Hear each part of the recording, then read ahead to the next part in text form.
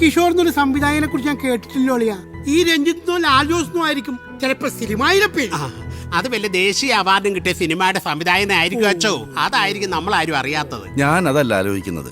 കുഞ്ഞുനാളിലെ പ്രായത്തിലധികം പക്വതയും വിവരവും ഒക്കെ കാണിച്ചു വളർന്ന അവളെന്താ ഇങ്ങനെ ആയത്? അതിപ്പോഴൊന്നും അല്ല ആലോചിക്കേണ്ടത്. പപ്പ ഒരൊറ്റ ആള് കാരണം അവള് വഷളായത്. എന്തിനും ഏതിനും കൂടെ നിന്നിട്ട് ഇപ്പൊ എന്തായി?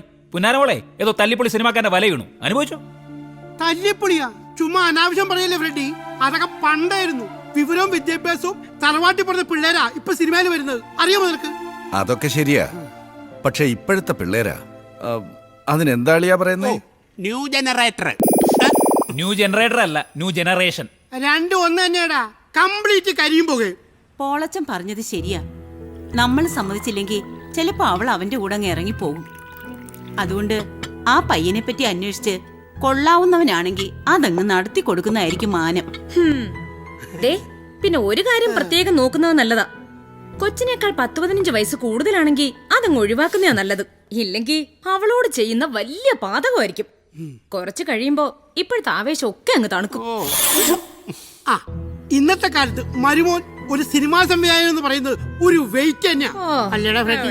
പിന്നെ സംവിധായകൻ അവനേതോ ഊച്ചാളിയാണോ? ബാക്കി കാര്യമൊക്കെ പിന്നെ ആലോചിക്കാം. ആദ്യം അവനെ പറ്റി ഒന്ന് അന്വേഷിക്കേ. നാണമില്ലേ മനുഷ്യ ഇങ്ങനെ ആൾക്കാരുടെ മുന്നിൽ വെച്ച്? എന്താ ഇത്? ആ കൊച്ചാപ്പിക്ക, ഓ ആ ഡയലോഗ് മുഴുവനും പറഞ്ഞു കൊടുക്ക്. ഒരു 100 പ്രാവശ്യം പറഞ്ഞു കൊടുത്താണ് കേക്കണ്ടേ? എന്താ മായ ഇത്? സോറി സർ, ആ വാക്ക് പറയാൻ എനിക്ക് പറ്റില്ല. ഇതപ്പോ നല്ല കൂത്ത്. ഡെയിലി 40 പ്രാവശ്യം വിടാ, പറയാനാണ് മടി. സർ, ഇതിനേക്കാൾ എത്രയോ നല്ല സ്റ്റാൻഡേർഡ് വാക്കുകളുണ്ട്. അതിലേതെങ്കിലും ഒന്ന് പറഞ്ഞാൽ പോലും. മായേ, ഈ ഒരൊറ്റ ഡയലോഗിന്റെ പേരിലാ സാറ്റലൈറ്റ് 25 ലക്ഷം കൂട്ടി കിട്ടിയത്. അതുകൊണ്ട് എന്റെ പൊന്നു പെങ്ങൾ ഈ ഡയലോഗ് ഒന്ന് പറ പ്ലീസ്. Okay sir. ഓ താങ്ക് യു. ഈ ഹെയർ എന്താ ഇങ്ങനെ? കിഷോറേ സർ, ഇവരുടെ തലമുറ കണ്ടിന്യൂറ്റി പോയി കിടക്കാണല്ലോ. ഹെയർ ഡ്രസ്സർ ശരിയാക്കടങ്ങട്. Everybody get ready for shot. എന്താ വിളിച്ചേ? എത്ര നേരം ഞങ്ങൾ വെയിറ്റ് ചെയ്യുന്നു. നിങ്ങൾ എന്താ വിളിക്കാത്തെ? സമയം വിളിച്ചാ പോരെ? എന്തോ ഇപ്പൊ അങ്ങോട്ട് വന്നാലേ ഉള്ളൂ. രണ്ടും കൂടി റൂമിലിരുന്ന് സൊല്ലല്ലായിരുന്നോ? വരുന്നു തിന്നുന്നു. എന്നെ കൊണ്ടൊന്നും പഠിപ്പിക്കാതിരിക്കാനല്ലേ. കൊച്ചാപ്പിയോട് കളിക്കല്ലേ മക്കളെ. ഇവിടെ ഇരുന്നച്ചാൽ മതി. സമയമാകുമ്പോൾ വിളിക്കും. ചിലപ്പോൾ വിളിച്ചില്ലാന്നും വരും. അതാണ് സിനിമ. കൊച്ചാപ്പിയോടാണ് കളി. അതൊക്കെ പണ്ടേ. ഇനി സത്യനെയും ശീലനൊക്കെ വരച്ച വരുമ്പോൾ നിർത്തിച്ചോനാണ് കൊച്ചാപ്പി. Excuse me. ഇതാരാ? ചാൻസ് വെച്ച് വന്നതായിരിക്കും. ഏതായാലും ഇന്നത്തേക്കൊരു ഇരയായി. എവിടെ നോക്കിയാണ്ടോ നടക്കണേ? എടാ കിഷോറേ, നിന്നെ കാത്ത ഒരാൾ പുറത്ത് വെയിറ്റ് ചെയ്യുന്നുണ്ട്. ആരാ? കണ്ടിട്ടൊരു പ്രൊഡ്യൂസറെ ലുക്ക് ഉണ്ട്. ആണെങ്കിൽ എൻ്റെ കാര്യം ഒന്ന് പറഞ്ഞേക്കണേ. 19 കൊല്ലമായിട്ട് കാത്തിരിക്കുകയല്ലേ.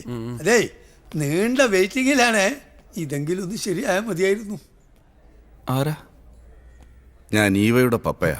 സോറി, എനിക്ക് മനസ്സിലായില്ലായിരുന്നു. ഞാൻ ഇത്രയും ദൂരം മെനക്കെട്ട് വന്നത് എന്തിനാണെന്നറിയാമോ? എൻ്റെ മോള് എൻ്റെ മുഖത്ത് നോക്കി പറഞ്ഞു അവൾക്ക് നിന്നെ മതിയെന്ന്. ഒരു സിനിമാ സംവിധായകനാണെന്ന് പറഞ്ഞ് വിശ്വസിപ്പിച്ച നീ എൻ്റെ മകളെ പാട്ടിലാക്കിയെന്ന് തോന്നുന്നു. കബളിപ്പിച്ച് കവർന്നെടുക്കുന്ന ഇഷ്ടത്തിന് വലിയ ആയുസൊന്നുമില്ലടാ.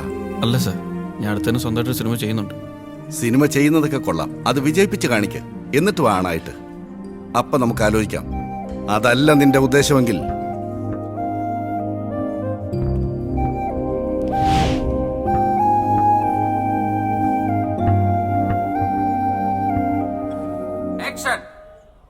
നാണമില്ല മനുഷ്യ നിങ്ങൾക്ക് ഇങ്ങനെ പരസ്യമായിട്ട് വളവിടാൻ. എണീറ്റ് പോയെ. വെൽ ഡൺ മായ. ഓ എന്റെ സാറ്റലൈറ്റ് ഭഗവതി.